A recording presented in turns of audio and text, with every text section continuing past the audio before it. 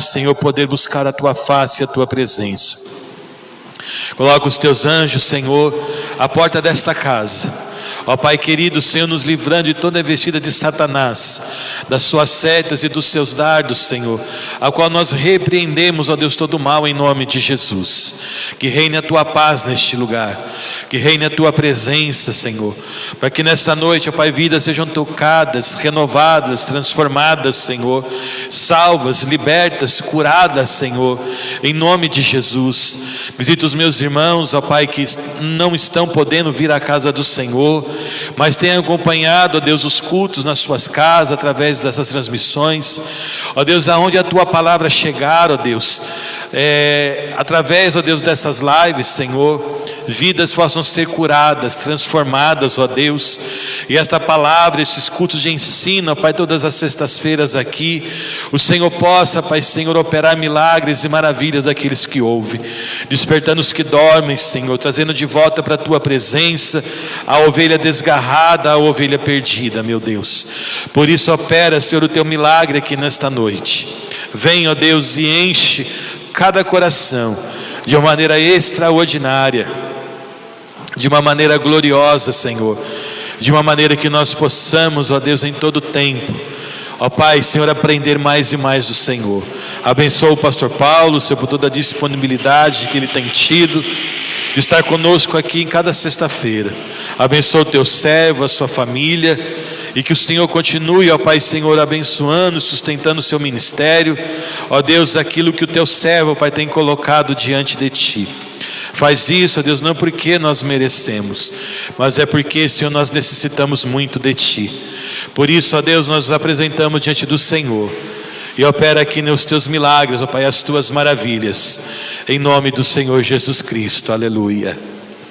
A paz do Senhor, meus queridos irmãos. Deus abençoe você, Deus abençoe sua casa, sua família, a você que vai nos acompanhando também através dessa live.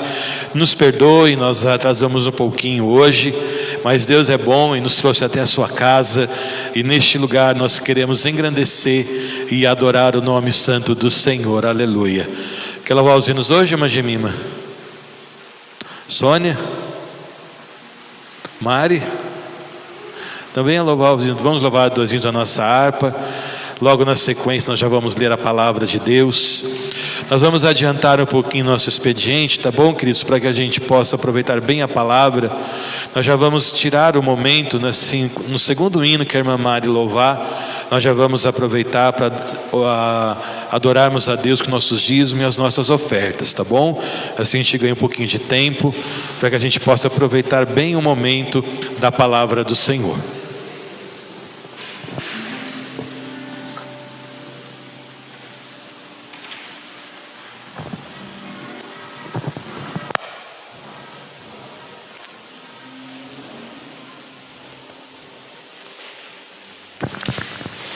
Cumprimento a igreja com a paz do Senhor Jesus.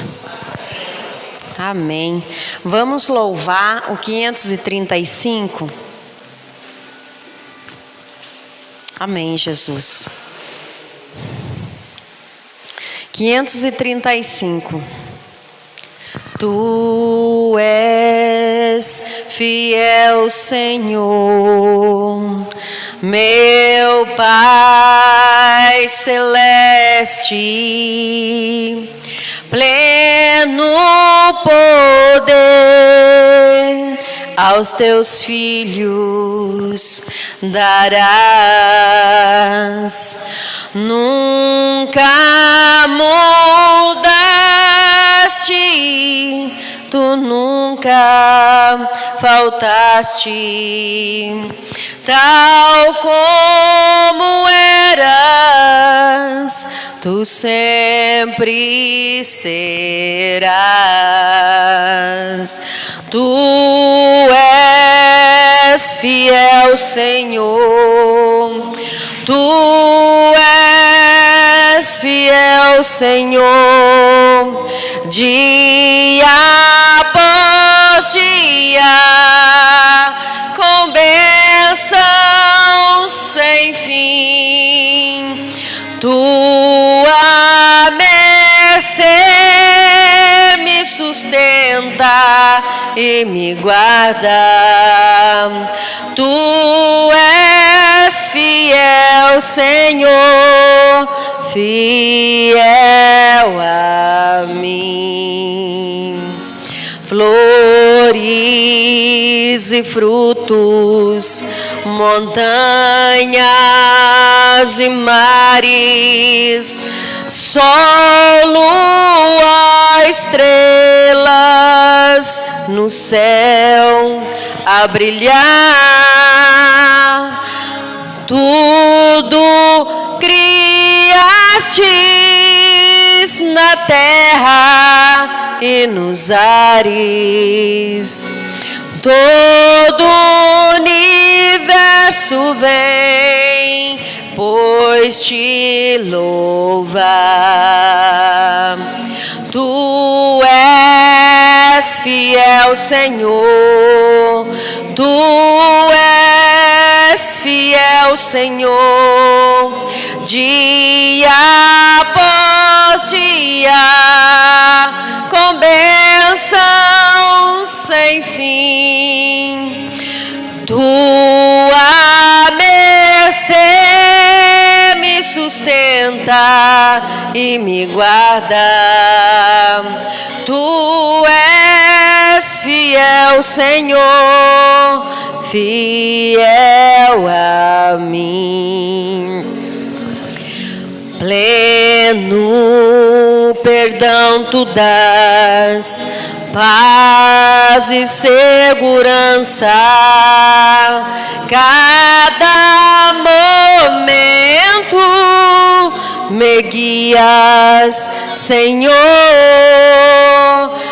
e no porvir, ó que doce esperança, desfrutarei do teu rico favor.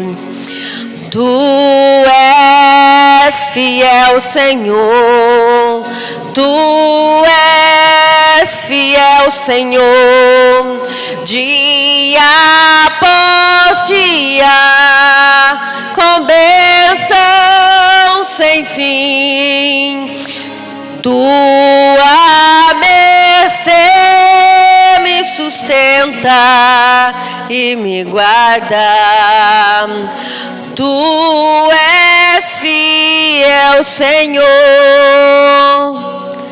fiel a mim.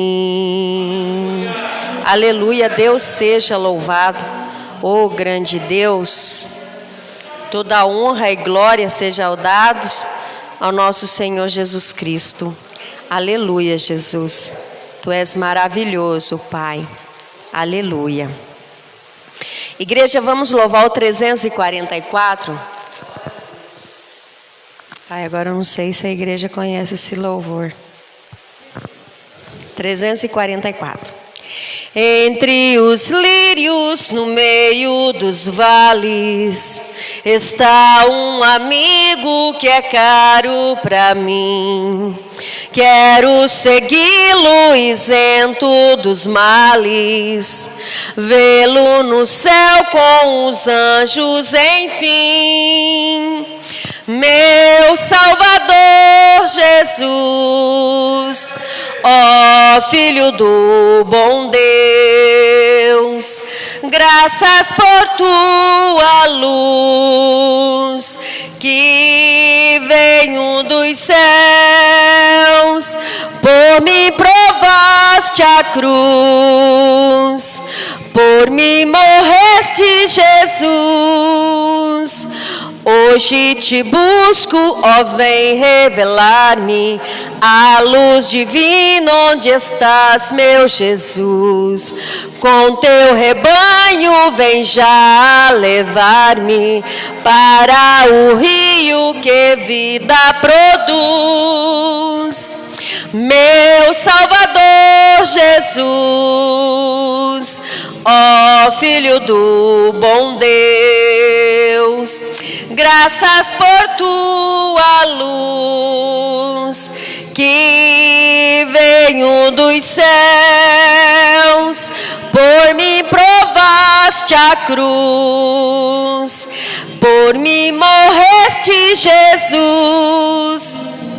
Ouve-me agora, Jesus muito amado, deixa-me teu grande amor desfrutar. Não mais me escondas teu rosto adorado, pois me chamaste para me libertar. Meu Salvador Jesus, ó Filho do bom Deus, graças por tua luz, que veio dos céus, por mim provaste a cruz, por mim morreste, Jesus. A voz de Cristo é para mim mais preciosa que a voz dos anjos e do sol a luz. Não tenho o brilho da face radiosa quando sorri meu amado Jesus. Meu Salvador Jesus, ó Filho do bom Deus, graças por tua luz, que veio dos céus, por mim provaste a cruz, por mim morreste, Jesus. Eu agradeço a Deus pela oportunidade. Aleluia, glórias a Deus. Abra comigo a palavra do Senhor. Hoje nós estamos no capítulo 11 do livro de Juízes. Quer vir fazer a leitura, Karine? Não vem? Juízes, capítulo número 11. A Karine vai conduzir a leitura da palavra do Senhor. Você acompanha conosco, em nome de Jesus.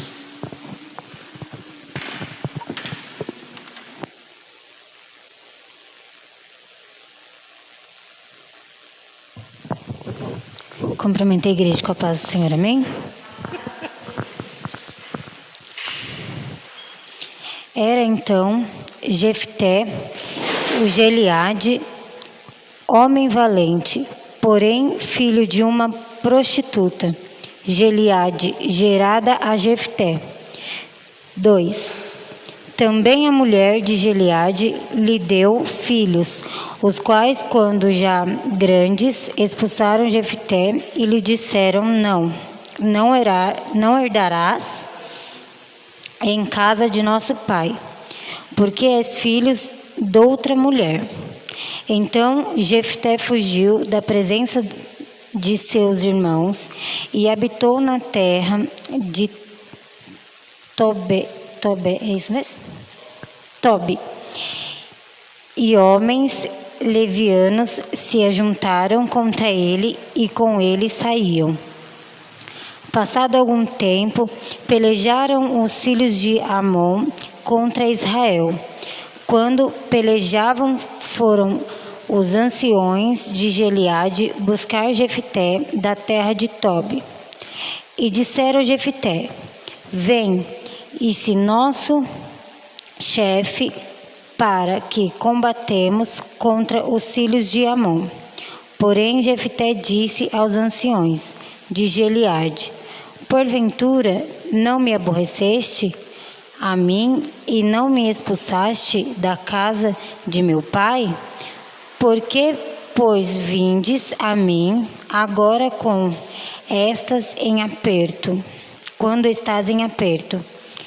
Responderam os anciões de Gileade a Jefté: por isso mesmo, tornamos a ti, vem, pois, conosco e combate contra os filhos de Amon.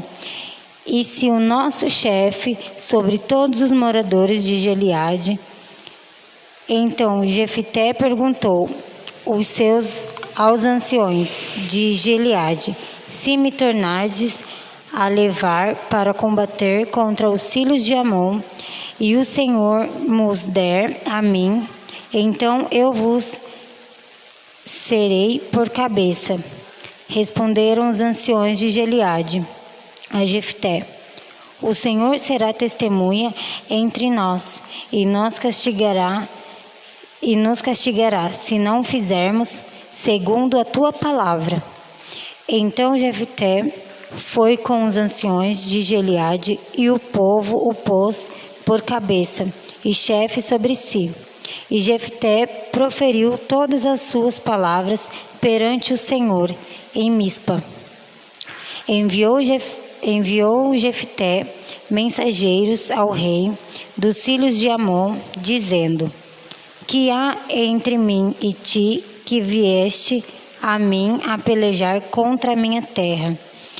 Respondeu o rei dos filhos de Amon aos mensageiros de Jefté: é porque, subindo Israel do Egito, me tomou a terra desde Amon até ao Jaboque e ainda até o Jordão, restituiu-me agora pacificamente. Porém, Jefté tornou a enviar mensageiros ao rei dos filhos de Amon, dizendo-lhe: assim diz Jefté: Israel não tomou nem a terra dos Amoabitas, nem a terra dos filhos de Amon, porque subindo Israel do Egito, andou pelo deserto até o Mar Vermelho e chegou a Cádiz. Então Israel enviou mensageiro ao rei dos Edomitas, dizendo: rogo-te que me deixes passar pela tua terra. Porém, o rei dos Edomitas não lhe deu ouvidos. A mesma coisa mandou Israel pedir ao rei dos Moabitas, o qual também não lhe quis atender. E assim Israel ficou em Cádiz. Depois andou pelo deserto e rodeou a terra dos Edomitas e a terra dos Moabitas. E chegou ao oriente da terra deste e se acampou além do Arnon. Por isso, não entrou no território dos Moabitas, porque Arnon é o limite deles.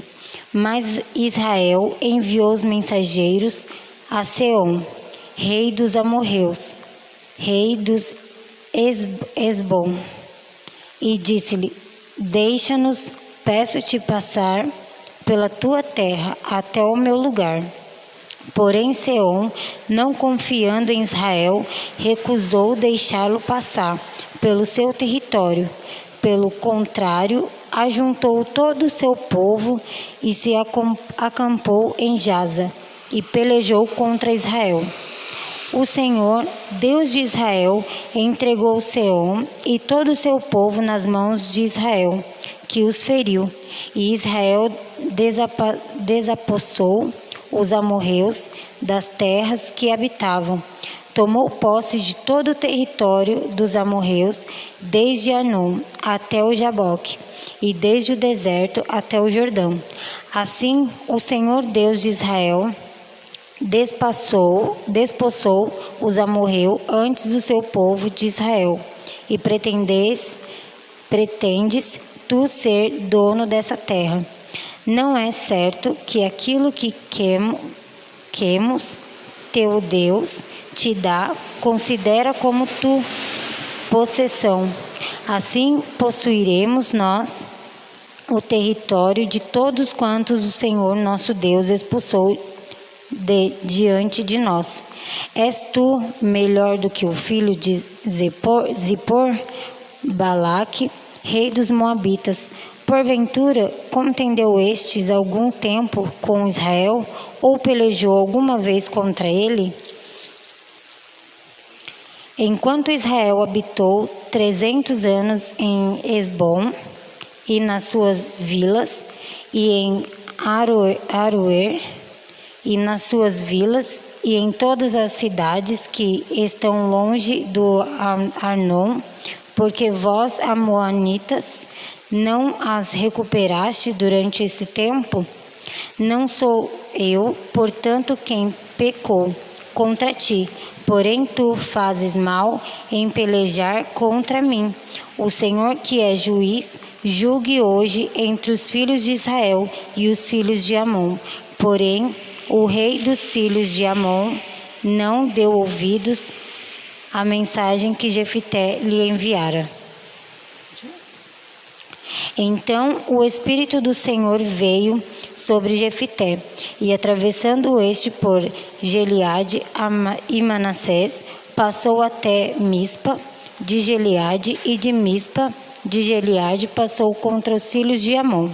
Fez Jefté um voto ao Senhor e disse: se com efeito me entregares o filho de Amon nas minhas mãos, quem primeiro da porta da minha casa me sair ao encontrar, voltando eu vitorioso dos filhos de Amon, esse será do Senhor, e eu oferecerei um holocausto.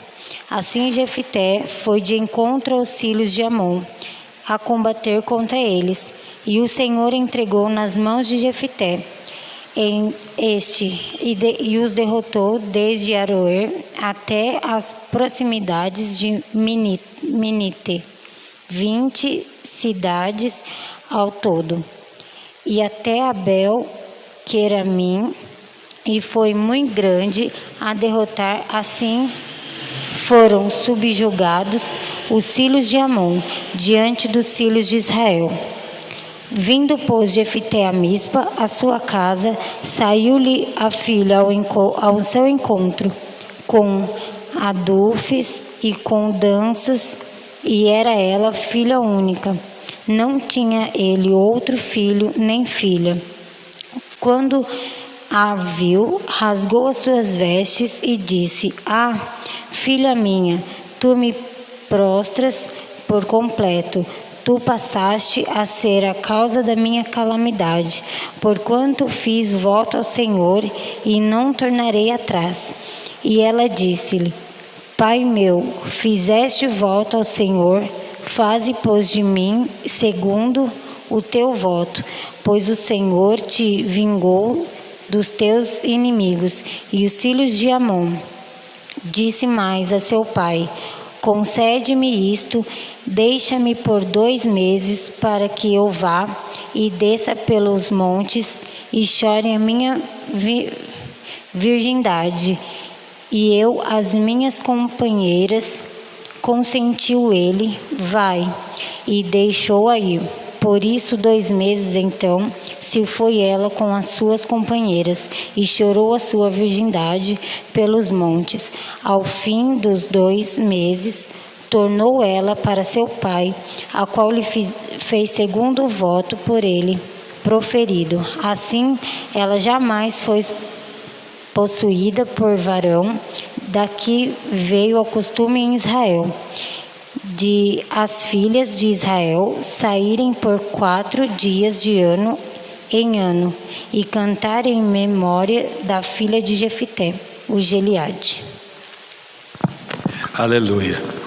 Glória a Deus. Feche seus olhos, vamos orar. Logo após a oração, nós já vamos então entrar, no estudo da palavra do Senhor desta noite. Pastor Paulo, por gentileza, querido, fica aqui conosco. Pastor Paulo já é de casa, nós já estamos aqui nos habituando com ele, está conosco todas as sextas-feiras. Pai, neste momento nós queremos mais uma vez pedir a direção do Teu Espírito Santo, Pai, para o momento da Tua palavra. Que o Senhor possa, Pai, abrir o nosso coração, da mesma forma que os Teus servos foram inspirados para escrevê-la, da inspiração para aprendermos, ó Deus, aquilo que o Senhor tem a nos ensinar essa noite. Que a Tua palavra possa ir, ó Pai, de encontro a cada coração e produzir o efeito, ó Deus, para o qual ela está sendo lançada nesta noite.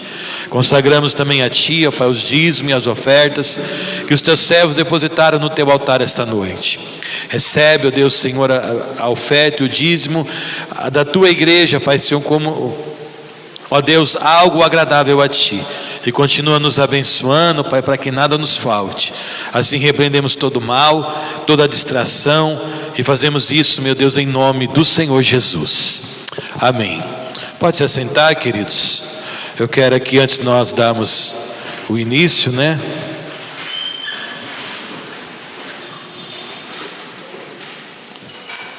Hoje o nosso propósito é falarmos da segunda vinda de Cristo. Nós já aprendemos, né? Os irmãos devem estar lembrados que a volta de Jesus Cristo se dará em duas etapas. A primeira etapa já veio, né? Já veio, não acontecerá no arrebatamento. E a segunda etapa, então, nós estaremos vendo neste momento. Eu quero ler dois textos aqui para vocês. O primeiro é o Salmo de número 110 e o segundo é Malaquias capítulo 4, do versículo 1 ao versículo de número 3.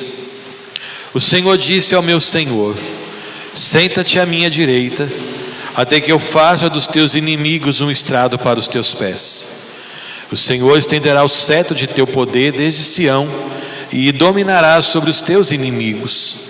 Quando convocares as tuas tropas, o teu povo se apresentará voluntariamente, trajando vestes santas. Desde o romper da alvorada, os teus jovens virão como o orvalho. O Senhor jurou e não se arrependerá. Tu és sacerdote para sempre, segundo a ordem de Melquisedeque. O Senhor está à tua direita. Ele esmagará reis no dia da sua ira. Julgará as nações, amontoando os mortos e esmagando governantes em toda a extensão da terra. No caminho beberá de um ribeiro, e então erguerá a cabeça. Malaquias capítulo 4, verso 1 ao verso 3. Pois certamente vem um dia ardente como uma fornalha. Todos os arrogantes e todos os malfeitores serão como palha. E aquele dia que está chegando ateará fogo neles, diz o Senhor dos exércitos. Não sobrará raiz ou galho algum. Mas para vocês que reverenciam o meu nome, o sol da justiça se levantará, trazendo cura em suas asas. Vocês saltarão como bezerros soltos no curral. Depois esmagarão os ímpios, que serão como pó sobre a sola dos seus pés, no dia em que eu agir, diz o Senhor dos exércitos. Amém, queridos? Agora fique de pé. Mais uma vez, por gentileza, você que também está na sua casa, estenda a sua mão em direção ao pastor Paulo, e mais uma vez vamos dar a ele um caloroso bem-vindos. Vamos lá? Seja bem-vindo em nome de Jesus. Obrigado, pastor Paulo, mais uma vez, por estar nos dando a honra da sua presença. Hoje então nós temos esse propósito de conversar um pouco, né, falar sobre a segunda etapa da vinda de Cristo. E como já temos feito de costume, daremos aí os 10 minutinhos finais para que os irmãos possam estar esclarecendo suas dúvidas. Os irmãos que nos assistem também podem mandar sua dúvida, sua pergunta também pelo nosso Facebook, tá bom? E aí nós vamos estar aqui na medida do possível respondendo vocês. Pastor Paulo, nós viemos então, né? Demos uma trégua aí a semana passada, né? Falando sobre o inferno. E nós vimos de uma série, né, de acontecimentos, de castigo. E aí agora então nós estamos na iminência de ver a segunda vinda de Cristo. Aí eu gostaria que o pastor tivesse então dando continuidade, falando um pouquinho do que é que espera a segunda vinda de Cristo, né? Como é que ela se dará? O que vai acontecer? O que esses dois textos que nós lemos têm a ver, né, com a segunda vinda de Cristo? Glória a Deus. Paz do Senhor, irmãos, amém? A todos os que nos acompanham pela transmissão, Deus abençoe também a vida de todos. Hoje nós vamos falar sobre um acontecimento que é também chamado de parousia. Parousia. O que é parousia? No grego, parousia significa aparição. Aparição. Nós entendemos que no arrebatamento, Cristo virá nas nuvens dos céus de forma secreta, porque assim como um relâmpago sai do Oriente e se mostra ao Ocidente, assim será a vinda do Filho do Homem. Mateus 24, 27. Mas na vinda de Cristo com a igreja, com os santos, Ele vai aparecer nas nuvens e todo olho o verá. Todos verão a Cristo vindo nas nuvens dos céus com poder e grande glória. Por isso que nós chamamos esse evento dentro da escatologia, de parousia, aparição de Cristo, tá? Dentro dos textos que nosso pastor Zaqueu leu, no Salmo 110, em Malaquias capítulo 4, fala de alguns propósitos pelo qual Cristo vai vir na parousia. Primeiro que a gente precisa entender, né, pastor Zaqueu, qual que é a finalidade de Cristo voltar? Se as pessoas que vão ser arrebatadas, preste bem atenção nessa pergunta. Se a igreja que foi arrebatada, ela está na glória com Cristo, nas bodas do Cordeiro, que finalidade tem Jesus voltar de novo para a terra? Jesus voltar com a igreja que está lá no céu, vir para a terra. E a resposta para essa pergunta é a seguinte: Cristo ele vem para implantar o seu reino na terra. Cristo ele vem com a igreja para estabelecer o seu governo terrestre, de forma literal. A terra será governada por Cristo. Só que quando Cristo voltar para estabelecer o seu reino, ele vai precisar fazer uma limpa. Ele vai precisar fazer uma limpeza na terra. Então, cronologicamente, diante de tudo que nós vimos aqui nas semanas passadas, nas sextas-feiras passadas, quando o último anjo ele solta a última taça da ira de Deus e fala: está consumado, está terminado, está feito. Ou seja, o tempo do juízo de Deus na terra se findou. E aí aqui em Apocalipse capítulo 17, do verso 12 em diante, fala assim: e o sexto anjo derramou a sua taça sobre o grande rio Eufrates, e a sua água secou-se, para que se preparasse o caminho dos reis do Oriente. E da boca do dragão, e da boca da besta, e da boca do falso profeta, vi saírem 3 espíritos imundos, semelhantes a rãs. Porque são espíritos de demônios, que fazem prodígios, os quais vão ao encontro dos reis de todo o mundo, para os congregar para a batalha, naquele grande dia do Deus Todo-Poderoso. Eis que venho como ladrão. Bem-aventurado aquele que vigia e guarda suas vestes, para que não ande nu e não se vejam as suas vergonhas. E os congregaram no lugar que em hebreu se chama Armagedon. Então, o que o anticristo vai fazer? Como um momento de desespero, de última ação dele, ele vai reunir as pessoas que sobraram na terra, aquelas que não foram mortas pelos castigos divinos, e ele vai falar assim: olha, o motivo de tudo isso está acontecendo na terra é por causa do Deus de Israel, é por causa desse povo que está aí. Então vamos nos reunir para exterminar Israel. Já que nós estamos sendo afligidos pelo Deus de Israel, então nós vamos destruir Israel. E então eles se congregam, se ajuntam.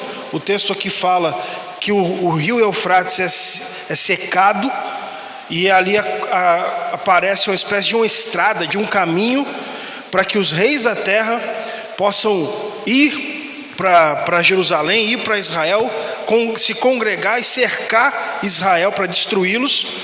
E quando eles cercam Israel, quando eles estão prontos para exterminar e começam a invadir Israel, é a hora que Israel clama a Jesus, porque Israel estava sendo evangelizado pelos 144 mil judeus selados.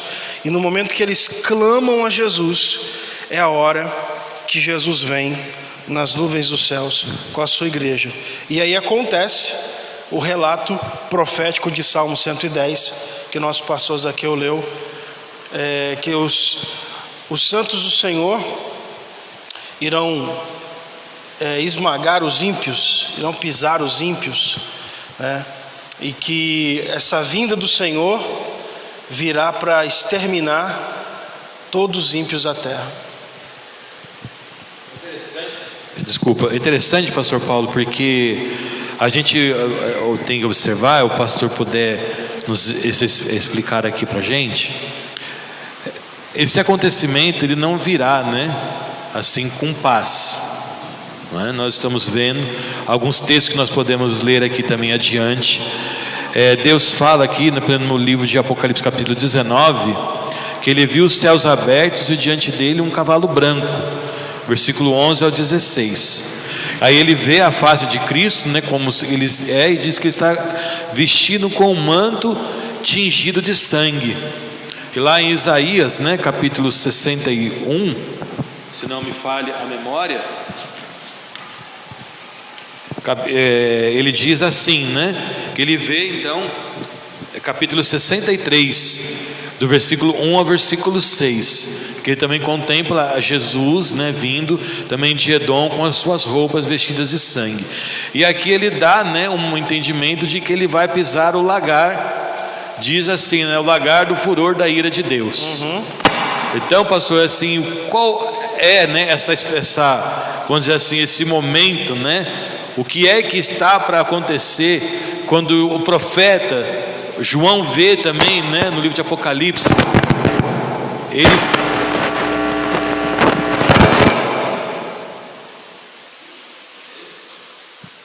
aleluia. Pode trocar ali, pastor, por gentileza. Como diz aí, né, ao vivo é assim mesmo. Então nós veremos, pastor, que Jesus ele vem então, e a palavra ela vai trazer uma coisa assim uma palavra um pouco assim dura da gente ler e entender, quando ele diz que ele chama as aves de rapina para comer carne de reis poderosos, grandes e pequenos. Eles chamam: venham para o dia do banquete do Senhor. O que a gente pode esperar? Ou que as pessoas que vão estar nesse momento podem esperar que vai acontecer com essa chegada de Jesus? Quando a gente usa a expressão a batalha, né, do Armagedon, a gente pode entender, lendo a Bíblia, lendo a palavra de Deus, que essa expressão batalha, né, é entre aspas, né, porque não vai acontecer uma batalha, vai acontecer um extermínio. Então, como o texto que o pastor citou, aqui de Apocalipse capítulo 19, versículo 14 em diante, fala assim: seguiam-nos os exércitos que há no céu, em cavalos brancos e vestidos de linho fino, brancos e puro. Da sua boca saía uma aguda espada para ferir com ela as nações, e ele as regerá com vara de ferro. E ele mesmo é o que pisa o lagar do vinho do furor e da ira do Deus Todo-Poderoso. Então essa expressão, ele pisa o lagar do vinho, a gente pode imaginar a forma que era feito o vinho, onde as pessoas pisoteavam as uvas, né? Ele mesmo é o que pisa o lagar do vinho do furor da ira do Deus Todo-Poderoso. Na sua veste, na sua coxa, tem escrito este nome: Rei dos Reis e Senhor dos Senhores. E vi um anjo que estava no sol, e clamou com grande voz, dizendo a todas as aves que voavam pelo meio do céu: vinde, ajuntai-vos à ceia do grande Deus, para que comais a carne dos reis, e a carne dos tribunos, e a carne dos fortes, e a carne dos cavalos, e dos que sobre eles se assentam, e a carne de todos os homens, livres e servos, pequenos e grandes. E vi a besta e os reis da terra e os seus exércitos reunidos para fazerem guerra àquele que estava sentado sobre o cavalo e ao seu exército. E a besta foi presa, e com ela o falso profeta, que diante dela fizeram os sinais com que enganou os que receberam o sinal da besta e adoraram a sua imagem.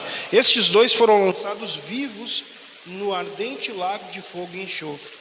E os demais foram mortos, com a espada que saía da boca do que estava sentado sobre o cavalo e todas as aves se fartaram das suas carnes.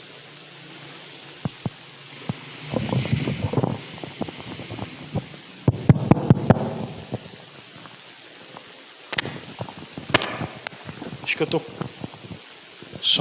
que eu tô com algum magnetismo aqui. Então o texto é bem claro para dizer aqui, ó, e os demais foram mortos. Então essa batalha, chamada de Batalha do Armagedon, o que vai acontecer? O anticristo e o falso profeta serão lançados no lago de fogo. Satanás vai ser preso por 1000 anos no abismo. E todos os demais, ou seja, aqueles que estavam ali para combater contra Cristo, vão ser mortos. O versículo 21. E os demais foram mortos com a espada que saía da boca do que estava sentado sobre o cavalo, e todas as aves se fartaram das suas carnes. Então é muito explícito e muito claro o texto descrevendo como vai acontecer essa, entre aspas, batalha. Aleluia. É interessante, pastor, porque a gente poder observar, né, essa questão, não é? E às vezes a gente fica um pouquinho difícil de as pessoas entenderem isso, né? Porque Jesus virá, queridos, como o pastor falou neste momento, para aniquilar todo o mal da terra. Vocês viram ali que a gente pudesse imaginar, no texto que o pastor leu, está tendo uma batalha, né?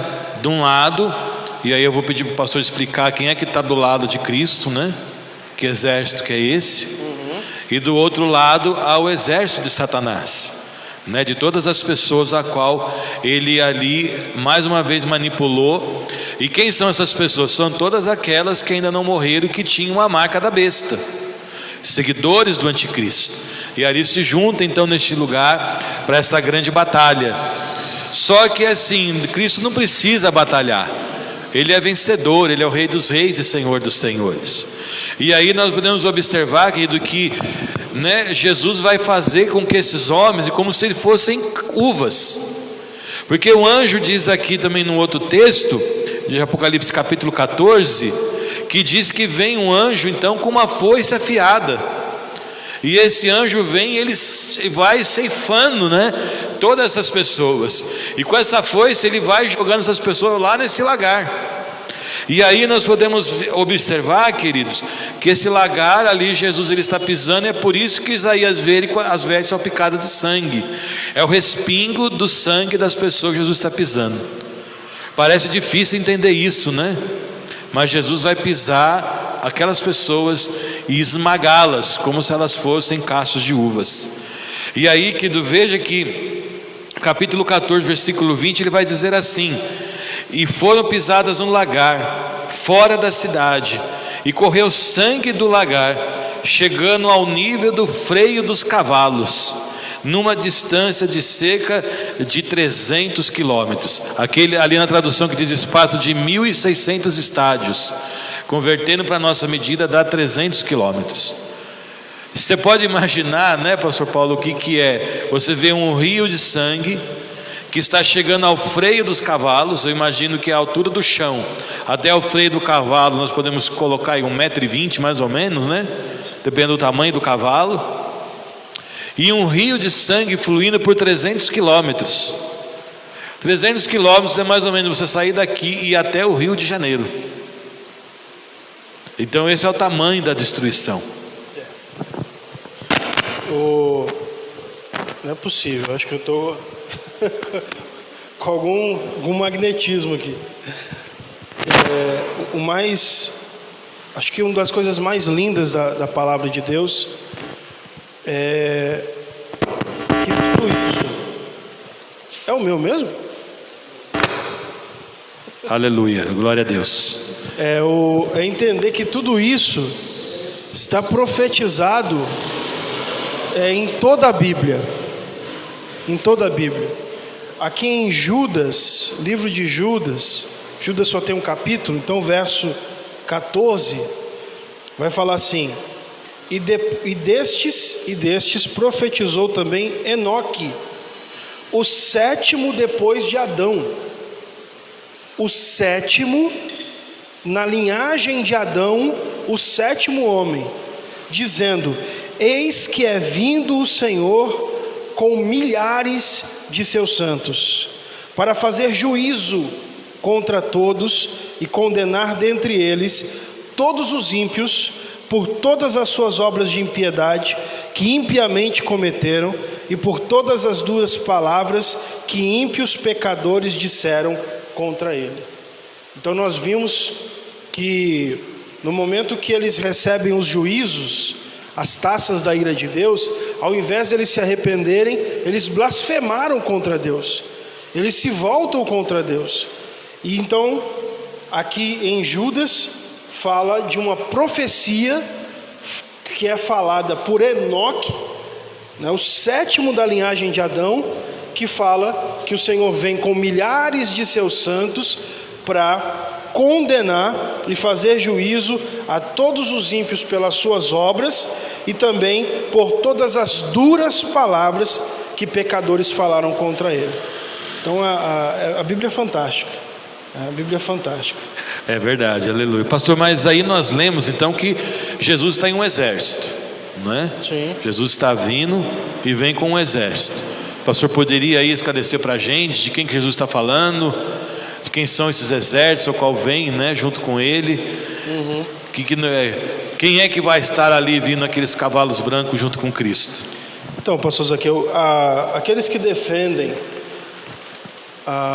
que a igreja vai passar pela tribulação, né, que a igreja ela vai ser salva no final da tribulação, eles dizem que esses santos que vêm, como a gente leu, montados em cavalos, que eles são anjos, que eles são anjos.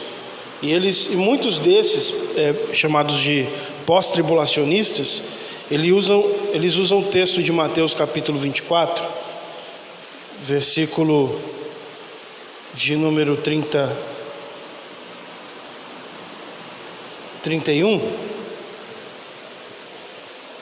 mas vamos ler a partir do 29. Logo depois da aflição daqueles dias, o sol escurecerá, e a lua não dará sua luz, e as estrelas cairão do céu, e as potências do céu serão abaladas. Então aparecerá no céu o sinal do Filho do Homem, e todas as tribos da terra se lamentarão, e verão o Filho do Homem vindo sobre as nuvens do céu com poder e grande glória. Então aqui Jesus, o próprio Jesus, está relatando a parúzia, a sua vinda agora em glória nas nuvens dos céus. Versículo 11: e ele enviará os seus anjos com o rijo clamor de trombeta, os quais ajuntarão os seus escolhidos desde os quatro ventos e de uma a outra extremidade dos céus. Então eles usam esse texto para dizer que esses santos que estão descritos, que vão vir com Cristo, esse exército, seriam anjos, né? Então aqui, os quais ajuntarão os escolhidos desde os quatro ventos, de uma a outra extremidade dos céus. Mas vamos lá, vamos ver quem que são esses santos aqui. Apocalipse, capítulo de número 17. A gente vai ver quem que são esses santos que virão com Cristo. Será que são anjos mesmo? Capítulo 17, versículos 13 e 14. Estes têm um mesmo intento. O 12 para a gente entender. Os 10 chifres que viste são 10 reis, que ainda não receberam o reino, mas receberão o poder como reis por uma hora, juntamente com a besta. Esses reis, têm o mesmo intento.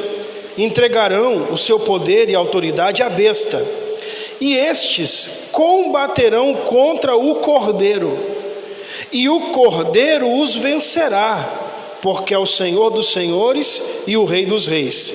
Vencerão os que estão com ele, chamados eleitos e fiéis.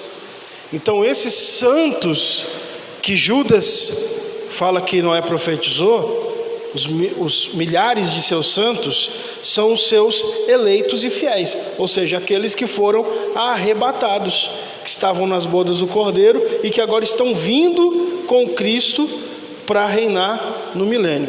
E o outro texto também que confirma isso é Zacarias capítulo 14. Zacarias capítulo 14.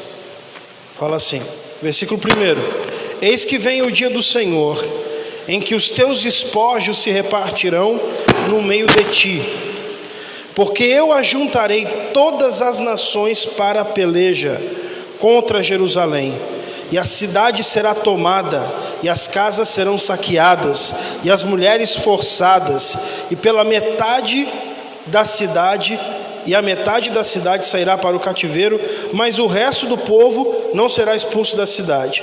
E o Senhor sairá e pelejará contra essas nações, como pelejou no dia da batalha. E naquele dia estarão os seus pés sobre o Monte das Oliveiras, que está de frente de Jerusalém para o oriente, e o Monte das Oliveiras será fendido pelo meio para o oriente e para o ocidente, e haverá um vale muito grande, e metade do monte se apartará para o norte, a outra metade dele para o sul. E fugireis pelo vale dos meus montes, porque o vale dos montes chegará até Azel. E fugireis assim como fugistes do terremoto nos dias de Uzias, rei de Judá. Então virá o Senhor meu Deus, e todos os santos contigo, ó Senhor.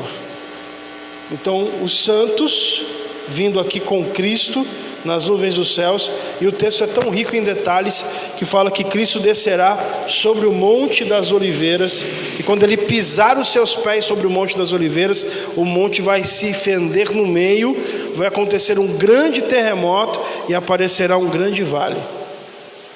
Aqui também, né, pastor, o texto que o senhor até já leu também, ele nos fala sobre isso, que é Apocalipse 19, porque ele diz assim, né, do 11 ao 16: os exércitos dos céus o seguiam, vestidos de linho fino, branco e puro, montados em cavalos brancos. Então ele já dá a entender aqui que não é um exército só, né? São pelo menos dois, né? Porque está no plural. E aí a gente observa aqui a roupa, que é a questão das vestes de linho fino, branco e puro, que também é uma das promessas, né, às igrejas ali do Apocalipse, de que aquele que vencer seria revestido de branco, né, e de linho fino. Então a gente pode então aqui afirmar, sim, não é, que Jesus ele vem, e aí ele vem trazendo então consigo a sua igreja e os anjos, né? Então aqui são dois exércitos, não é isso, pastor Paulo? E respondendo aqui até a interpretação de Mateus 24:31, e ele enviará os seus anjos com rijo clamor de trombeta, os quais os anjos ajuntarão os escolhidos desde os quatro ventos, de uma a outra extremidade dos céus. Então aqui não está falando que os escolhidos estão na terra. Não vai juntar os escolhidos de uma a outra extremidade da terra, vai juntar os escolhidos de uma a outra extremidade dos céus. Então esses escolhidos estão nos céus, muito claramente. Aleluia. Então nós podemos ver, né, pastor, isso aqui também já nos reforça, né, por isso que Jesus deixou bem claro, né, a sua igreja e a toda a terra: não fique prestando atenção, né, naquele que se diz o Cristo. Vai vir muitos Cristos. Muita gente vai dizer que é o Messias. Ali, não, ele está lá. Não, não é assim. Jesus não virá, ele não nascerá mais, né, em carne. Jesus não virá mais, né, como cordeiro. Ele não virá mais, né, como alguém que veio para estabelecer paz, trazer salvação, ele vem agora para tomar posse, né, pastor Paulo? Sim. Daquilo que é dele. Sim. Não é? Ele vem então para tomar posse da terra. E aí a gente poderia então afirmar, pastor, que Jesus ele vem para restaurar neste momento o estado original da terra. Essa também é uma das finalidades da volta de Jesus Cristo, para que ele possa então vem, né, então na terra com os seus anjos e os seus exércitos. Nós vemos toda essa questão da matança que vai ser necessária acontecer, porque é também a missão de Cristo restaurar o estado original da terra. Sim.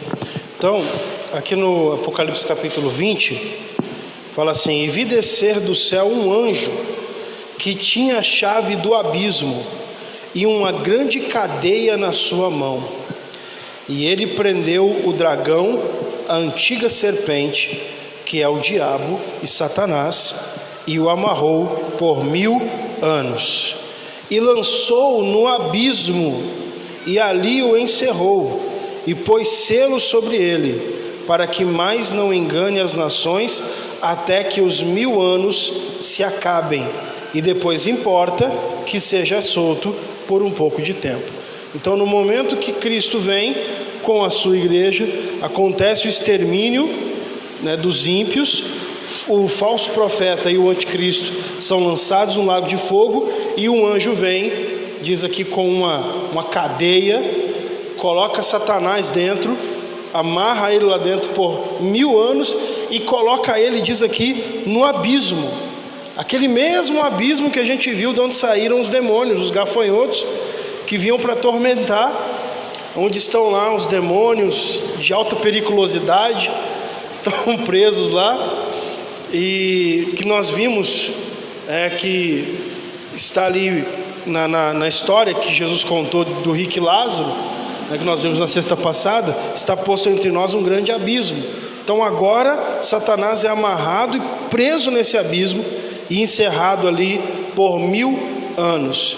E nesse período de 1000 anos, chamado de milênio, é onde Cristo vai estabelecer o seu reino, vai estabelecer o estado original lá do Éden, aonde os animais vão perder a sua ferocidade, aonde não vai haver mais violência, não vai haver mais maldade, e Cristo estará governando o mundo. E aí o versículo 4 ele fala: e vi tronos, e assentaram-se sobre eles aqueles a quem foi dado o poder de julgar. Ou seja, nas promessas que Jesus fez para as igrejas da Ásia, aquele que vencer se assentará comigo no meu trono. Então a igreja terá o papel de liderança no milênio. A igreja arrebatada terá o papel de governo no milênio. E assentaram-se sobre eles aqueles a quem foi dado o poder de julgar. Por isso que Paulo ele fala em 1 Coríntios capítulo 6, dizendo: ou vocês não sabem que vocês vão julgar os anjos, vocês vão julgar os anjos. E vi as almas daqueles que foram degolados pelo testemunho de Jesus, pela palavra de Deus, que não adoraram a besta, nem a sua imagem, e não receberam sinal na testa nem na mão, e viveram e reinaram com Cristo durante 1000 anos. Ou seja, aqueles que deram a sua vida para não receberem a marca da besta, que morreram na tribulação pelo anticristo, serão também ressuscitados para viver no milênio. Mas os outros, verso 5, mas os outros mortos não reviveram, até que os 1000 anos se acabaram. Esta é a primeira ressurreição. Bem-aventurado e santo aquele que tem parte na primeira ressurreição. Sobre estes não tem poder a segunda morte, mas serão sacerdotes de Deus e de Cristo, e reinarão com ele 1000 anos. Pastor, uma curiosidade, para a gente poder aqui entender todo esse momento. A Bíblia fala que, Deus, neste momento, ele faria, não haveria mais distinção de povos. Por isso que ele diz, né, porém sobre eles o meu pastor Davi, né, que se referindo a Jesus, filho de Davi, e de ambos os povos ele fez um, né? Paulo ele dá essa declaração que de ambos os povos ele fez um. E a Bíblia nos chama também de reinos e sacerdócio. Poderíamos assim dizer que neste momento que nós estamos vendo aqui a restauração de Israel, a igreja vindo vitoriosa com Cristo, que há então agora o cumprimento dessa profecia de se ajuntar tudo em um povo só, Cristo como supremo pastor. E aí é interessante a gente poder então entender, né? O reino então é da igreja e o sacerdócio é de Israel. É isso, a gente poderia fazer essa distinção, ou não é mais, ou é tudo misturado mesmo, não é? Porque a gente vê que quem vem reinando com Cristo é a igreja, não é Israel. Sim. Tem israelitas, se aceitaram Jesus, tem, não é? Porque aí eles são igreja, não são mais Israel. Então nós observamos aqui que vem Jesus com a igreja, mas Israel está na terra. Então nós poderíamos talvez existe essa simbologia para dizer assim, a igreja é o que representa o reino, Israel representa o sacerdócio, né, o culto, a adoração, os sacerdotes. E aí a gente vai ver então neste momento o cumprimento desta palavra, que de ambos os povos Deus faz um. É isso que vai acontecer quando Cristo então começa a reinar. Então, pastor, a gente tem o seguinte entendimento. Primeiro que a igreja arrebatada, ela tem um corpo glorificado, né? Que semelhante ao que Cristo tinha quando ressuscitou. Como ela tem um corpo glorificado, em primeiro lugar, ela tem acesso à terra e ela tem acesso ao céu. Então ela, como corpo glorificado, tem esse acesso, né? Como Jesus aparecia e desaparecia. A igreja está num corpo glorificado. Israel, eles não vão morrer. Israel vai ser salvo, né? Vai ser defendido por Cristo e a igreja. Então, o remanescente que ficar vivo, eles vão continuar vivos. Então, vai haver esses dois povos aqui, a igreja e aqueles que ressuscitaram. Aqueles que ressuscitaram. E aí a gente pode entender pela palavra que aqueles que viveram, aqueles que vão continuar vivos, eles vão continuar se reproduzindo, eles vão continuar tendo filhos, eles vão continuar gerando, tá? Porém, nesse período vai ainda haver morte, mas as pessoas vão viver muito tempo. Aquele período foi restabelecido em que as pessoas viviam muito tempo. Aqui em Isaías capítulo 65 vai falar sobre isso. Isaías, deixa eu achar aqui. Isaías capítulo 65. Versículo 17 fala assim: porque eis que eu crio novos céus novos e nova terra, não haverá lembrança das coisas passadas, nem mais se recordarão, mas vós folgareis e exultareis perpetuamente no que eu crio, porque eis que crio para Jerusalém alegria e para o seu povo gozo. E folgareis em Jerusalém e exultarei do meu povo, e nunca mais se ouvirá nela voz de choro, nem voz de clamor. Não haverá mais nela criança de poucos dias, nem velho que não cumpra os seus dias, porque o jovem morrerá de 100 anos, mas o pecador de 100 anos será amaldiçoado. E edificarão casas e as habitarão, e plantarão vinhas e comerão seu fruto. Não edificarão para que outros habitem, não plantarão para que outros comam, porque os dias do meu povo serão como os dias da árvore, e os meus eleitos gozarão das obras das suas mãos até a velhice, não trabalharão em vão, nem terão filhos para perturbação, porque são a semente dos benditos do Senhor e os seus descendentes com eles. E será que antes que clamem eu responderei? Estando eles ainda falando, eu os ouvirei. O lobo e o cordeiro se apacentarão juntos, e o leão comerá palha como o boi, e o pó será comida da serpente. Não farão mal nem dano algum em todo o meu santo monte, diz o Senhor. Amém. Eu vou segurar aqui agora, tá bom? A gente vai segurar aqui essa introdução, porque esse vai ser o assunto da nossa próxima sexta-feira, que é a questão do milênio, né? O milênio também é um assunto muito falado. Você já deve ter tido a oportunidade de receber, né, na porta da sua casa, um testemunho de Jeová, apresentando para você uma revista colorida, né, onde ele mostra ali a questão do milênio. E aí então, né, até porque nosso horário já vai estar chegando ao fim, a gente vai deixar esse gostinho, né, essa suspense no ar para sexta-feira que vem. Eles não estão de todo errado, né? O problema é que eles dizem que esse paraíso vai ser para sempre, né? E a gente sabe que é só 1000 anos. Aleluia. Então, queridos, eu vou abrir oportunidade aos irmãos que quiserem fazer uma pergunta, tirar alguma dúvida. Esse é um assunto, querido, que nós vemos porque o dia do Senhor virá, querido.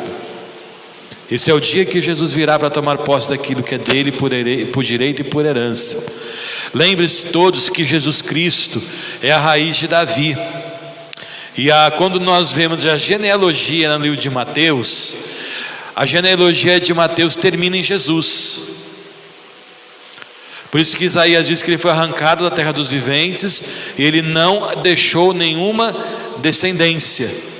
Então o que eu quero dizer com isso? Que Jesus é o herdeiro natural do trono de Davi. Então esse reino, né, que o anticristo, quando nós aprendemos aqui, ele vai usurpar e querer se assentar lá em Jerusalém para ser como Cristo, Jesus vai vir então para tomar esse reino que é dele. Então a terra é dele, porque tudo foi feito por ele, para ele, sem ele nada do que foi feito se fez. Então ele vai vir tomar a posse daquilo que é dele, que é a terra, e aquilo que é dele por direito. O que é? O reino. Ele é o filho de Davi, então ele é o herdeiro natural do trono, não tem outro depois dele. Como ele não morreu, o trono é dele. Então Jesus virá para tomar posse. E aí nós vimos então aqui todos os aspectos que virão, queridos, com aquilo que Jesus irá fazer junto com a sua igreja. Depois, se você tiver curiosidade, não deu tempo da gente fazer isso hoje, mas leia Joel capítulo número 2. Joel, ele contempla a vinda de Cristo junto com esse exército e como é que ele vai vir avançando sobre a terra. Amém, queridos? Eu quero aqui deixar a oportunidade. Eu não vi nenhum, depois Daniel puder me ajudar, pela rede social não vi chegar nenhuma pergunta até o momento. Algum dos irmãos gostaria de fazer um comentário, uma pergunta, para que a gente possa estar aqui também aproveitando este momento, talvez a sua dúvida. Pode vir para cá, irmã Gemima, por gentileza, para que a gente possa esclarecer, né? E assim poder, talvez seja a dúvida de quem está nos assistindo, a dúvida de mais alguém que está aqui meio acanhado, né, com medo de perguntar. Não se preocupe, porque aqui ninguém vai tomar zero não, tá bom? Som. Pode, senhor pastor. Eu tenho uma dúvida, assim, a palavra do Senhor diz que nós devemos estar atentos aos sinais, né, da volta de Jesus. E diz que a figueira representa Israel, certo? Então, assim, digamos que, assim como a palavra do Senhor diz também que quando houver paz e segurança, aí está próxima a nossa redenção, né? Então, a paz e segurança em Israel, certo? Ou no mundo inteiro. Vou tomar um choque aqui.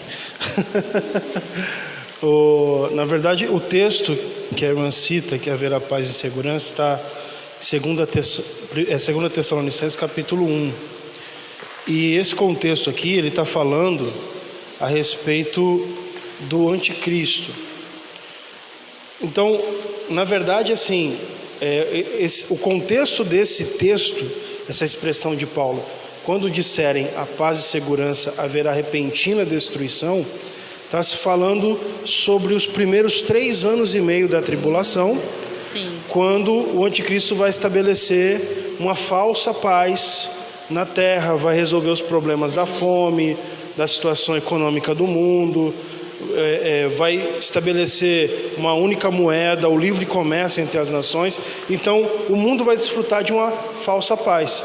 E aí quando Paulo fala, quando disserem a paz e segurança, entendi. haverá Porque, repentina destruição. Ultimamente a gente tem ouvido, né, pregações em que os pregadores eles colocam isso como se já fosse no momento. Então, digamos assim, estamos passando por... Os sinais já estão aí, já aconteceram, só falta a volta de Jesus. Então, quando houver paz e segurança na terra, aí Jesus volta. Na verdade, os sinais que antecedem a vinda de Cristo são os princípios de dores. Então, peste, fome, guerras, tudo isso que a gente já está vivendo, na verdade, são esses sinais que vão anteceder a volta do momento. E aí, quando Cristo vem, arrebata a igreja, é a hora que o caos no mundo chega ao ápice, e é a hora que o anticristo vem para resolver a situação. Perfeito. Amém? Aleluia. Mais alguém, queridos, queira fazer alguma pergunta, uma colocação? A dúvida da irmã Gemima aí, tá bom? A gente já tem comentado isso em outras oportunidades, queridos. Isso que a irmã comentou, né, que muita gente diz que a gente tem que olhar para Israel, né, desejar a paz para Israel, né, e que Israel é um sinal de que Jesus vai voltar. Isso, como o pastor falou, não é isso, não é essa colocação, tá bom? Eu falei aqui já, né? Fiquem todos, né, meio com a pulga atrás da orelha, com esse negócio que a gente tem que seguir fulano, seguir tal pessoa, porque ele ama Israel. Porque ele quer a paz com Israel. Porque ele ama Israel, ele é amigo de Israel. Querido, nós já aprendemos aqui, o anticristo também vai ser amigo de Israel. A primeira coisa que ele vai fazer é fazer pacto com Israel. Essa é a primeira coisa que ele vai fazer. Então, né, tomem cuidado com essas colocações. Isso não é bem assim, né? É por isso que a gente vê nessa toada, né, de temas, porque a gente consegue entender melhor cada momento dos acontecimentos da vinda de Cristo. Amém, queridos? Mais alguém? Pode vir, irmã Sônia. Fala no microfone, porque senão o pessoal de casa não consegue te ouvir. A gente nem vai falar que é você. Pai Senhor, pastor Paulo. Rapaz. O arrebatamento da igreja será único, né? Não terá outro. Não, será único. E por que Jesus ainda não voltou? Bom, eu posso afirmar respondendo o que Pedro disse. O apóstolo Pedro fala aqui em 2 Pedro capítulo 3, ele fala assim, versículo 9: o Senhor não retarda a sua promessa, ainda que alguns a tenham por tardia, mas é longânimo para convosco, não querendo que alguns se percam, senão que todos venham a arrepender-se. Então, o fato de Jesus não voltar ainda é porque ele ainda quer que mais pessoas tenham a oportunidade de aceitá-lo e de estarem preparados para a sua volta. Tá bom, obrigada. Amém. Mais um irmão, queridos? Só mais um, tá bom? Já estamos chegando às 9 horas. Pode falar. Pai, senhor pastor Paulo. Rapaz. Mais ou menos sempre os mesmos, né? Mas graças a Deus. Pastor, uma coisa que eu não tenho muita, como é que se diz, muito entendimento de uma situação seguinte, porque a palavra do Senhor fala que o Senhor vai vir no dia como um ladrão, né? Então qual que é a nossa preocupação de, nós sabemos que ele vem como um ladrão, de estar seguindo os sinais? Porque o sinal pode ser esse ou pode ser aquele, mas ele vem como um ladrão. Então a minha vigilância tem que estar a partir do momento que eu aceitei Jesus e minha fé que eu vou ser arrebatado. E não essa vigilância em ficar olhando o sinal. Porque se ele vem como um ladrão, pode acontecer guerra, pode acontecer peste, pode ser... Ele vem como um ladrão. Eu não consigo mensurar ou estimar um tempo, graças a Deus por isso, né? E para essa minha preocupação, está surgindo guerra lá no Oriente Médio, está tendo peste na Europa, aqui no Brasil tem uma peste lá em Brasília, alguma coisa parecida assim, né? E a nossa preocupação não tem que ter esse fundamento, né? Porque ele vem como um ladrão. Então a certeza que eu acredito que seja, né, dentro da palavra do Senhor, é que nós temos que viver a nossa vida como se fosse o último dia, como aquele povo do Egito que comeu o cordeiro com as alparcas amarradas e as suas roupas arrumadas, né? Então essa é a intenção. Nós estamos estudando esse que o senhor está ministrando maravilhosamente. Para quem vai ficar, tem que ficar preocupado, né? Sim. Em seguir, em olhar todos os sinais. Mas nós não, nós temos que ter a principal certeza de que eu vou para o céu. Perfeito, né?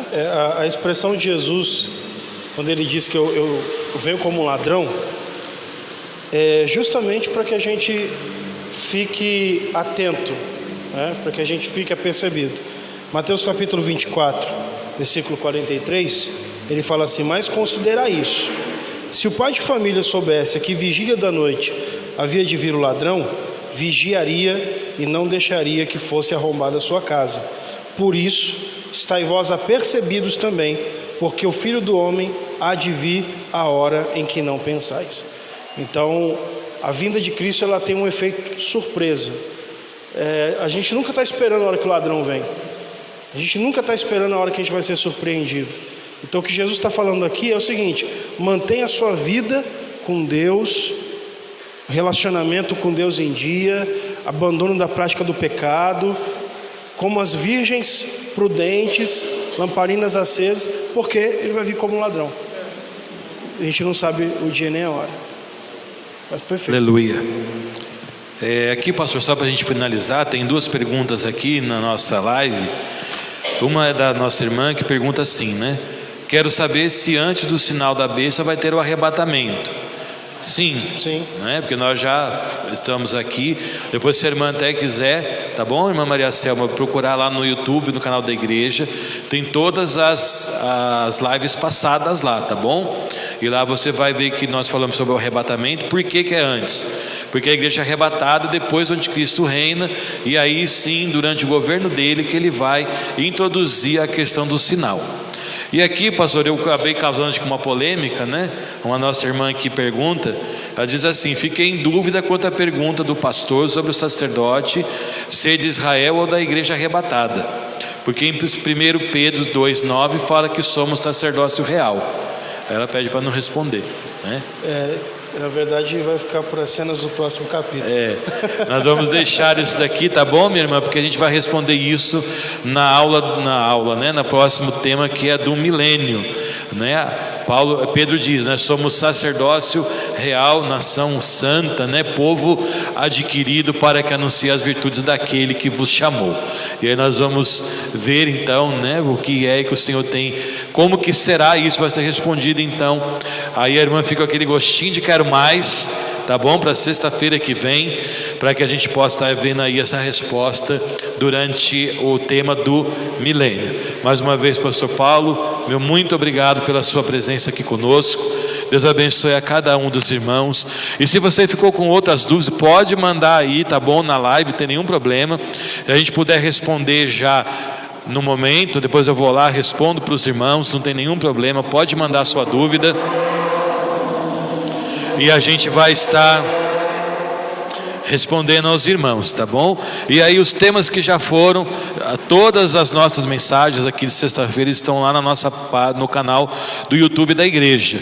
Você pode entrar lá e pode estar vindo na sequência, revisando, né, entendendo alguns assuntos que talvez você tenha perdido, tá bom? Então é só você ir lá no nosso canal, se inscreva lá e ali você vai poder ali pegar os temas anteriores. Fique de pé. Lembrando que amanhã às 8 horas temos nosso culto aqui pela manhã. Os irmãos que podem, venham para a casa de Deus orar, cultuar, adorar a Deus. Vamos buscar a presença do Senhor então amanhã, a partir das 8 horas, tá bom? Domingo de manhã, escola bíblica dominical. Estaremos aqui aprendendo mais uma lição da palavra de Deus. Mais uma revista vai chegando ao seu fim. O tema é santificação, né? Se eu não estiver enganado, santificação, o tema da próxima lição. Domingo à noite, nosso culto de missões. Estejam conosco aqui também para adorar o nome santo do Senhor. E missões se faz, querido, fazendo missões, né? Parece meio contundente a palavra, mas se nós vimos para a casa do Senhor e não trouxemos um visitante, né, ou pelo menos tivemos a coragem de convidar alguém, nós já estamos fazendo missões. Você está convidando o seu vizinho. Vir ou não, não é problema seu. Vir ou não, não é responsabilidade sua. A nossa responsabilidade é o convite, é chamar, não é? Para que as pessoas possam vir e para a casa do Senhor e ouvir a sua santa palavra. Então Deus abençoe todos os amados irmãos. Tenham uma boa noite de descanso, um bom sono para cada um. E amanhã então, se Deus nos permitir, estaremos aqui. Se não, Jesus vier à noite como um ladrão, arrebatar a sua igreja essa noite, você me procura lá na glória. E se você não me achar, querida, é porque você não está lá.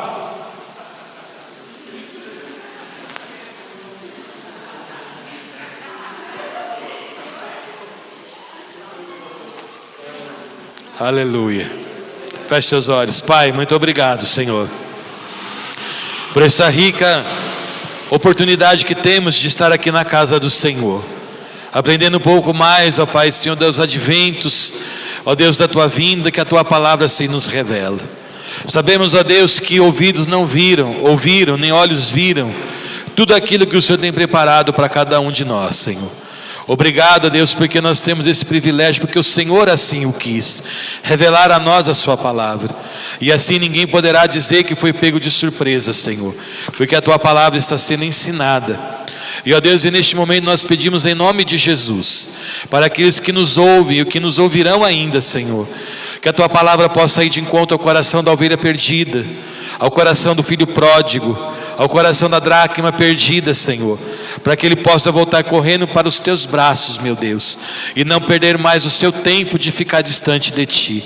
Ó Deus, que pessoas que possam ouvir esta palavra, Senhor, que ainda não receberam Jesus como seu Senhor e Salvador, ao entenderem, ó Pai, Senhor, tudo aquilo que virá, Pai, Senhor, quando o Senhor chegar a esta terra, possam, ó Pai, ter o seu coração aberto pelo teu Espírito Santo para receber Jesus como seu Senhor e Salvador.